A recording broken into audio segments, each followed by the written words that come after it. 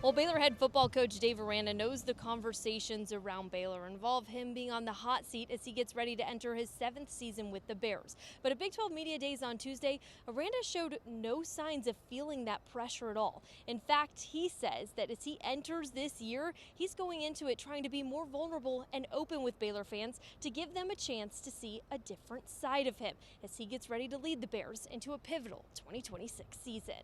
For years, Dave Aranda built a reputation as one of college football's most private head coaches. But this offseason, Baylor fans have seen something different.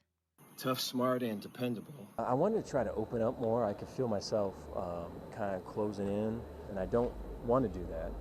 And so to not do that means kind of open up and let people in and do all that. Aranda says that it isn't just about making social media content. He says it's about breaking a lifetime habit of putting up walls, something he traced back to a childhood memory that still sticks with him decades later. When I was younger, I don't remember how old I was, and I remember there's something that I did that I wasn't supposed to do, and I got reprimanded for it.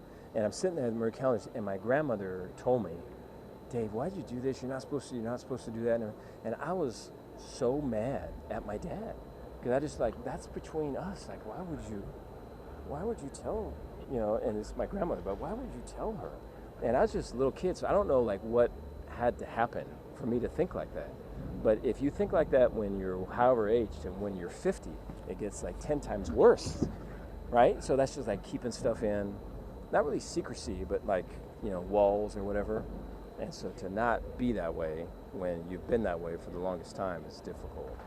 And so social media is part of trying to open that up. Even now, Aranda admits putting himself out there doesn't come naturally. Yeah, so that has been fun, but it is something that I feel like whenever I do it, it's hey, this game day, here we go. It's not something where it can just be fun and it's just automatic. I have to kind of get ready for it. Yeah. His players say that openness has helped create a different feeling around this year's team, one that they believe can translate into wins.